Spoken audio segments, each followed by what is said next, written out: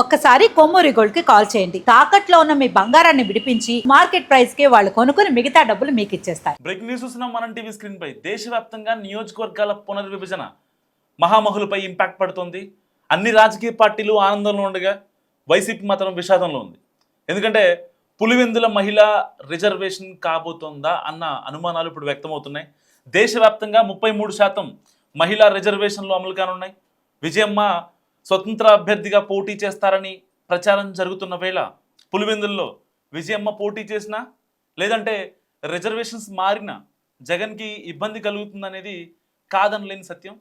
2029 సార్వత్రిక ఎన్నికలకు ముందు దేశవ్యాప్తంగా నియోజకవర్గాల పునర్విభజన చేపట్టాలని కేంద్ర ప్రభుత్వం సిద్ధమవుతోంది.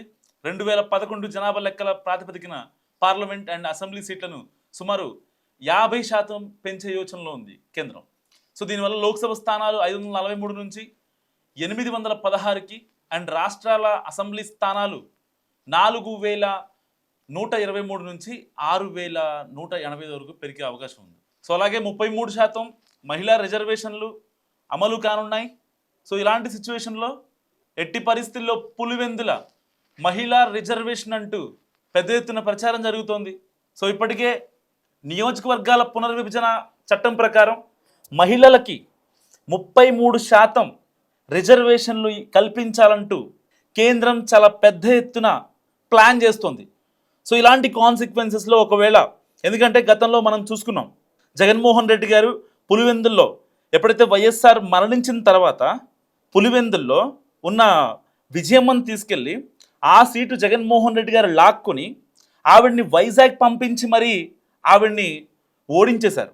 వైవి సుబ్బారెడ్డి లాంటి వాళ్ళు, విజయసాయిరెడ్డి వాళ్ళు, అలాంటి వాళ్ళు చెప్పినా ఎందుకు విజయమ్మ కడప ఎంపీగా ఉంటే చాలా బాగుంటుంది, పులివెందుల్లో మీరు మీ నాన్నగారు ఎప్పటి నుంచో ప్రాతినిధ్యం వహిస్తున్నారు అండ్ కడప ఎంపీ స్థానానికి వివేక గారు ఎప్పటి నుంచో ప్రాతినిధ్యం వహిస్తున్నారు కాబట్టి మీ ఫ్యామిలీలోనే ఉండాలి, ఈవెన్ ఎంపీ అవినాష్ రెడ్డి కూడా దీంట్లో ఇన్వాల్వ్ అవ్వాల్సిన అవసరం లేదని చెప్పి పదే పదే చెప్పారు. సో వైవి సుబ్బారెడ్డి కావచ్చు అండ్ విజయసాయిరెడ్డి కావచ్చు, ఇలాంటి వాళ్ళు చాలాసార్లు జగన్మోహన్ రెడ్డికి చెప్పినటువంటి పరిస్థితి. సో ఇన్ని కాన్సిక్వెన్సెస్లో జగన్మోహన్ రెడ్డి గారు ఏ రోజు ఈ యొక్క క్లోజ్ క్వార్టరీ చెప్తున్న మాటలు వినలేదు. సో ఇప్పటికే ఎట్టి పరిస్థితుల్లో ఇటు పులివెందుల మహిళా రిజర్వేషన్గా మారబోతుందంటూ ఇటు సోషల్ మీడియాలో చాలా పెద్ద ఎత్తున ప్రచారం జరుగుతోంది. సో ఇటు దాదాపుగా పార్లమెంట్ సెగ్మెంట్స్ 543 నుంచి 816కి చేరుతాయి. సో అసెంబ్లీ స్థానాలు చాలా హ్యూజ్ అమౌంట్లో పెరగబోతున్నాయి. ఇప్పటిదాకా అసెంబ్లీ సెగ్మెంట్స్ 4123 ఉండగా ఇప్పుడు ఆ సంఖ్య 6000కు పెరిగే అవకాశం ఉంది. వాస్తవానికి ఈ నారీ శక్తి బిల్లు గనక పార్లమెంట్లో పాస్ అయిందనుకోండి, సో యువత ఎవరైతే ఉంటారో మహిళలకి అండ్ పర్టికులర్గా మహిళల్లో యూత్ సో చదువుకొని సమాజానికి సేవ చేసే వాళ్ళు ఎవరైతే ఉంటారో వాళ్ళల్లో దాదాపుగా 100కి 33%. అంటే ఇప్పుడు చట్టసభలు తీసుకుంటాం మనం, లైక్ రాజ్యసభ కావచ్చు, లోక్సభ కావచ్చు, ఇటు తెలంగాణ అసెంబ్లీ కావచ్చు, లేకపోతే మన ఏపీ అసెంబ్లీ కావచ్చు తీసుకోవచ్చు. సో చాలామంది సీనియర్ తలకాయలు ఉంటాయి.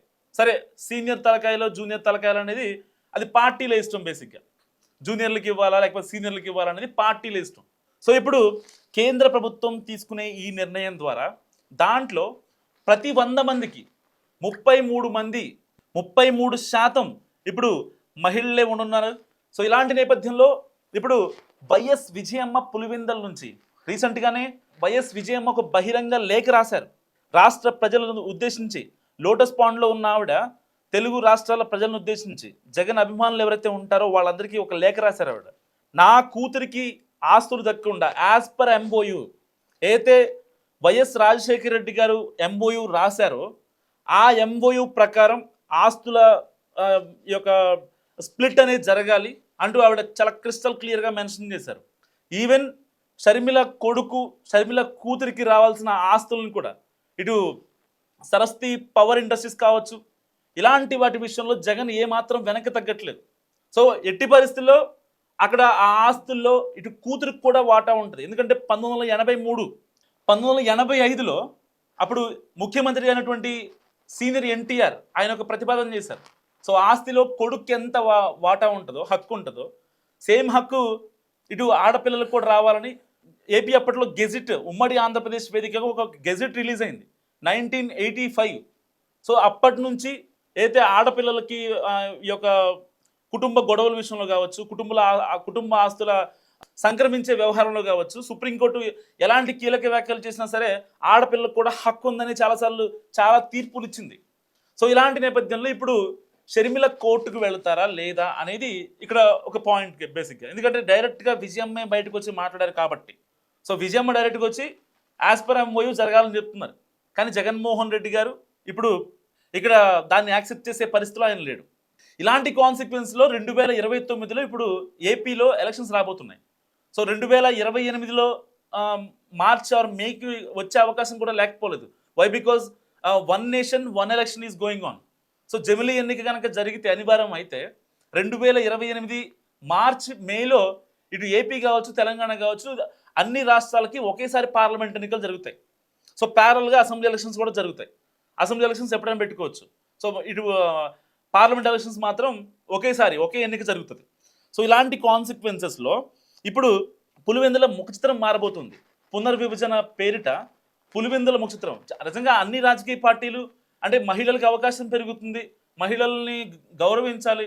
సో వాళ్ళలో కూడా అంటే పాలిచ్చి పెంచేటోళ్ళు పాలించడం రాదా అంటూ సో చాలామంది మాట్లాడతారు. అంటే ఒక కుటుంబాన్ని వృద్ధిలోకి తీసుకొచ్చే మహిళ మరి ఒక సమాజాన్ని ఎందుకు తీసుకురాలేదు అనే కాన్సిక్వెన్స్ కూడా మనం ఫేస్ చేస్తూ ఉంటాం. సో ఇలాంటి వాటిల్లో పార్టీలందరూ అంత హై ప్రయారిటీ కల్పిస్తున్నప్పుడు సో ఇప్పుడు మన వైసీపీలో చూస్తున్నాం చాలామంది కీలక నేతలు సోకాల్డ్ మహిళా నేతలు ఎవరైతే ఉన్నారో వాళ్ళందరూ one by one drop out. Party పెట్టినప్పటి నుంచి ఉన్నటువంటి మహిళా నేతలు ఎవరు కూడా ఈరోజు వైసీపీలో కంటిన్యూ అయిన దాఖలాలు లేవు. ఒకవేళ ఉన్నా కానీ వాళ్ళ మీద ఏదో ఒక ఎలిగేషన్స్, ఏదో ఒక అరాచకం, అక్రమం ఉంటుంది తప్ప సో వాళ్ళు క్లీన్గా ఫెయిర్గా ఒక వైట్ పేపర్ లాగా ఉన్న ఏ ఒక్క మహిళ కూడా లేదు. సో పర్టికులర్గా ఇలాంటి నేపథ్యంలో ఇప్పుడు పులివెందుల నియోజకవర్గం మహిళా రిజర్వేషన్ అవుతుంది అనేది చాలా గట్టిగా వినిపిస్తున్న పరిస్థితి. ఒకవేళ కనుక మహిళా రిజర్వేషన్ అక్కడ నుంచి జరిగింది అనుకోండి, సో జగన్మోహన్ రెడ్డి గారు ప్రచారం చేయడం కుదరదు. ఒకవేళ మహిళా రిజర్వేషన్ కాకపోయినా పులివెందుల సెగ్మెంట్ ఇప్పుడు డైరెక్ట్గా ప్రచారానికి జగన్మోహన్ రెడ్డి గారు రావాలి. ఒక పార్టీ అధినేతగా జగన్మోహన్ రెడ్డి గారు వచ్చే ప్రచారం చేయాలి అంటే సో కొన్ని కాన్సిక్వెన్స్ ఫేస్ చేయాల్సి వస్తుంది. ఆబ్వియస్లీ ఆయనకి అన్ని ఒక జిల్లాల ప్రాముఖ్యత చాలా ఇంపార్టెంట్ కాబట్టి సో ఆయన కొంచెం అంత ఫోకస్ పెట్టేంత టైం ఉండదు. అలాంటప్పుడు ఇటు వైఎస్ భారతిరెడ్డి గారు రావాలి. సో వైఎస్ భారతిరెడ్డి గారు వచ్చి డైరెక్ట్గా విజయమ్మకి ఆపోజ్గా మాట్లాడే సిచ్యువేషన్ ఉండదు. ఎందుకంటే వైఎస్ భారతిరెడ్డి కొంచెం ఈ యొక్క సమకాలీన రాజకీయాలకి, ఈ యొక్క తాజా రాజకీయాలకి ఆవిడ చాలా దూరంగా ఉండే వ్యక్తి. సరే చాలామంది అనుకుంటా ఉంటారు జగన్మోహన్ రెడ్డి వెనక ఒక అస్త్రం లాంటిది భారతి, సో వెనకాలండి మొత్తం ఆవిడ అనిపిస్తుంది చాలామంది మాట్లాడుకుంటూ ఉంటారు. సో అదే ఆ విషయాన్ని పక్కన పెట్టేస్తే ఇప్పుడు ఇక్కడ అవినాష్ రెడ్డికి వ్యతిరేకంగా కనుక ఒకవేళ విజయమ్మ వస్తే సో ఆబ్వియస్లీ అవినాష్ రెడ్డి ఇప్పుడు చాలా ఆరోపణలు ఎదుర్కొంటున్నారు. బాబాయిని గొడ్డలతో చంపించింది జగన్మోహన్ రెడ్డి గారని, ఇంకా చంపింది అవినాష్ రెడ్డి అని చాలా క్రిస్టల్ క్లియర్గా మనకు ఆధారాలు కనిపిస్తున్న సమయంలో ఒకవేళ ఈ జమిలీ ఎన్నిక కనుక సేమ్ టైంలో వస్తే సో అంటే కేంద్రం సెంట్రల్ గవర్నమెంట్ ఏ డెసిషన్ తీసుకున్నా అది జగన్మోహన్ రెడ్డి గారికి అండ్ వైసీపీ పార్టీకి కాసంత కీడు చేసే ఇవన్నీ కూడా. ఎందుకంటే గతంలో వీళ్ళ నాయకులు చేసిన తప్పులు వీళ్ళని వెంటాడుతున్నాయని చెప్పడంలో ఏమాత్రం సందేహం లేదు. సో ఇలాంటి కాన్సిక్వెన్స్లో ఇప్పుడు డైరెక్ట్గానే వార్న్ చేస్తున్నారు విజయమ్మ, జగన్మోహన్ రెడ్డిని విజయమ్మ డైరెక్ట్గానే వార్న్ చేస్తున్నారు ఆస్తి కోసం. సో ఇప్పుడు కనుక ఆవిడ ప్రచారం చేసిన లేదు అంటే పులివెందుల్లోనే, ఎందుకంటే నాన్న అనే ఎమోషన్ కన్నా నా భర్త అనే ఎమోషన్ చాలా గట్టిగా ఉంటుంది. సరే అప్పట్లో పులివెందుల నుంచి ఆవిడ వైజాగ్ వెళ్ళినప్పుడు ఏదైతే జగన్మోహన్ రెడ్డి లాగా అండ్ షర్మిల లాగా తన రాజకీయాన్ని పండించలేకపోయారు. మేబీ కాన్సిక్వెన్స్ చేంజ్ అయ్యాయి. సో పార్టీ అంతా వృద్ధి అయిన తర్వాత జగనన్న వదిలిన బాణం అనుకోని షర్మిల తన కోసం పాదయాత్ర చేసి దాదాపుగా దేశ చరిత్రలో ఒక మహిళ అంటే ఎన్నో హెల్త్ ఇష్యూస్ని ఫేస్ చేస్తూ ఉంటారు. అలాంటి మహిళ అన్ని వేల కిలోమీటర్లు పాదయాత్ర చేసి అన్న వదిలిన బాణాన్ని అని చెప్పిన తర్వాత కూడా జగన్మోహన్ రెడ్డి షర్మిలని పట్టించుకోకుండా ఆవిడని కంప్లీట్గా పక్కన పెట్టేసి అండ్ గౌరవ అధ్యక్షురాలుగా ఉన్నటువంటి విజయమ్మను కూడా తీసి పక్కన పెట్టడం అండ్ పులివెందుల నుంచి వైజాగ్ పంపించడం, అక్కడ ఆవిడ ఆవిడ గెలుపుకి సహకరించకపోవడం. సో ఇవన్నీ కారణాలు ఒకటి కాదు రెండు కాదు చాలా. సో వీటిని కనుక వీళ్ళు ఎస్టాబ్లిష్ చేయగలిగితే ఆబ్వియస్లీ ఇక్కడ వైఎస్ అవినాష్ రెడ్డి మళ్ళీ వచ్చి మాట్లాడే ప్రసక్తి ఉండదు.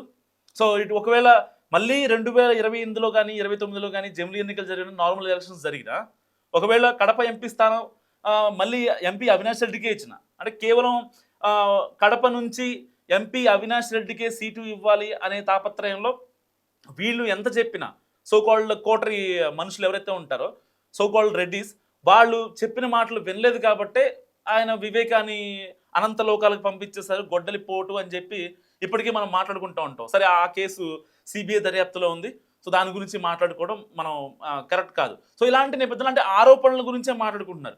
సో ఆ ఆరోపణలు కనుక వైఎస్ అవినాష్ రెడ్డి నిజంగా జనాల్లోకి తీసుకెళ్తే ఆబ్వియస్లీ వైసీపీకి మైనస్.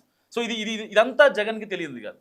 సో ఇలాంటి కాన్సిక్వెన్స్లో ఇప్పటికే విజయమ్మ ఏదైతే పులివెందుల్లో కొన్ని కార్యక్రమాలు నిర్వహించడం, అక్కడున్న ఆర్ఫనేజ్ హోమ్స్కి లేకపోతే కొన్ని చిన్న చిన్న కార్యక్రమాలకి ఆవిడ వెళ్ళటం, అక్కడున్న వైఎస్ఆర్ అభిమానులతో ఆవిడ కనెక్ట్ అవ్వడం, సో కొన్ని సామాజిక అంశాలపై అక్కడ వాళ్ళతో నాయకులతో మాట్లాడటం, ఇవన్నీ కూడా ఇప్పుడు పర్టికులర్గా ఆవిడ విజయమ్మ చేస్తున్నటువంటి పరిస్థితి. నిజంగా మరి ఆవిడ యాక్టివ్ అవ్వడం కోసం చేస్తున్నారా, లేదంటే ఇంకా దేనికోసం జరుగుతుంది? ఒకవేళ ఆవిడ కనుక నిజంగా ఇండిపెండెంట్గా ఆవిడ కలిపి పోటీ చేస్తే ఆవిడ గెలిచే ఛాన్స్ ఉందా? అసలు ఈ సోషల్ మీడియాలో జరుగుతున్న ప్రచారానికి తెర ఎప్పుడు పడుతుంది?